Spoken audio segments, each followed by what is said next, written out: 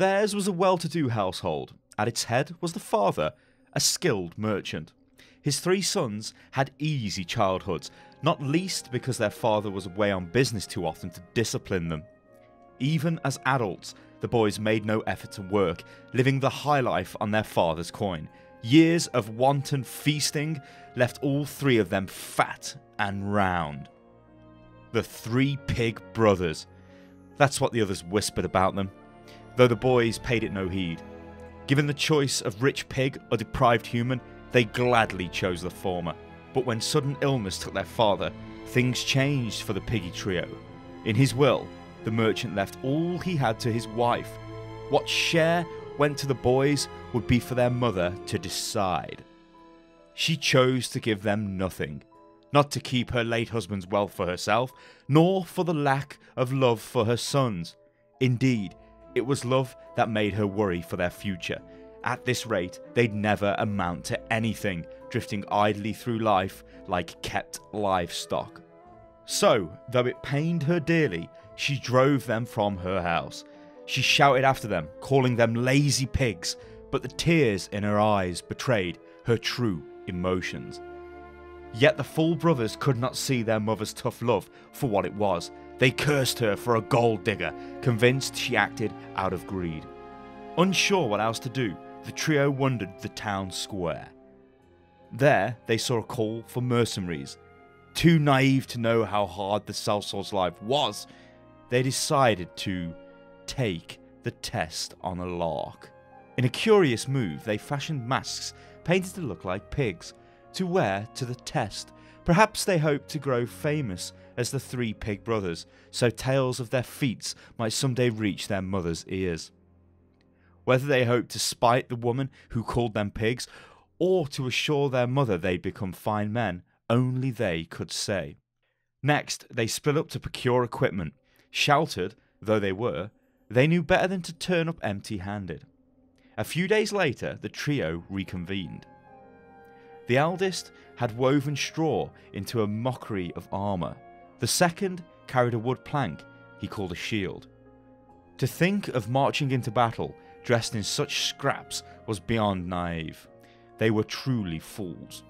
Only the youngest had any sense. He'd fashioned a mace out of brick rubble.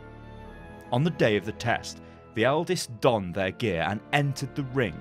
Needless to say, he lay face down in the dirt in seconds. Only the mace drew praise, and the youngest brother was quick to claim credit. He was eager to curry favour with the judge and to distance himself from his foolish siblings. He felt it was unfair he'd been cast out in the first place. His brothers were pigs, to be sure, but he was far better by comparison. His sycophantic tone and glory-hogging paid off. He alone was to be granted the second audition some days later. Despite his clear efforts to ditch his brothers, the older boys looked on with a smile. He was still at that impetuous age, they knew. They found it endearing. Or so it appeared. The day of the test arrived. The eldest never came. He'd sacrificed his body to become a set of armour. The second didn't show either. He sacrificed his body to become a shield. Just hours before, they had both been visited by a strange chalice that offered them a bargain.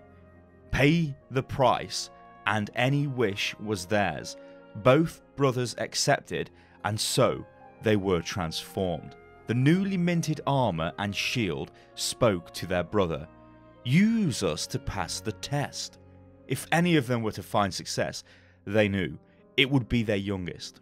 And so they gave up their all to aid him. On its face, it seems a noble tale, a paragon of brotherly love, but inside, the older brothers were laughing. Let the youngest carry them, and they could live in ease. They hadn't changed at all. They'd simply found a new set of coattails on which to ride through life, replacing their fathers. They were parasites still, and they'd found a new host in the third brother. While they were far from wise, they had reached one epiphany. If you aim to live easy, cast your pride away. A sense of entitlement or duty as elder brothers would only get in their way. As they would readily admit, the youngest was the least hopeless among them. He soon saw through his brother's intentions and heaved a deep sigh. He shook his head at their total uselessness and felt ashamed to share their same blood. As for the equipment the brothers' sacrifices bought, well, when a worthless human offers his all, it only buys so much. The result was nearly as useless as the boys had been before. Even a pig has its uses, but this? The youngest brother was thoroughly fed up. That was when a strange vision came to him. A white chalice hovered there. It spoke into his mind. Pay the price and any wish is yours. He nearly fell over, but cleverest of the full trio as he was, he quickly sussed that this was how his brothers had become as they were now. He paused and gave thought to what he truly desired. The image that came to him was unexpected. His father. Now burdened with his brothers, he finally understood all his father had done for them. The weight of providing for others, he was ashamed, and he wished to apologise and show his thanks. He soon hit on a way. He would repay his debt by providing for his brothers now, as his father had in life. To support his siblings, these two fool pigs, he would need a mercenary's income. But if he hoped to pass the test, he would need a worthy weapon. And so he made his wish. The moment after, he chided himself for stepping beyond his ken. He'd forgotten his veins flowed with the same fool's blood as his brothers. His desire for a powerful weapon saw his body transformed into a mace. It was a formidable arm, to be sure, but with his flesh now lost, there was no one left to wield it. Man cannot fight his nature, nor can pigs, as the comparatively wisest of the three brothers had learned. Left no choice, the brothers put up a bluff. Armour, shield and mace joined to give the appearance of a warrior. A hollow shell, an empty facade. Even now, it is said the three brothers turned objects wander the land, seeking someone strong enough to wield them.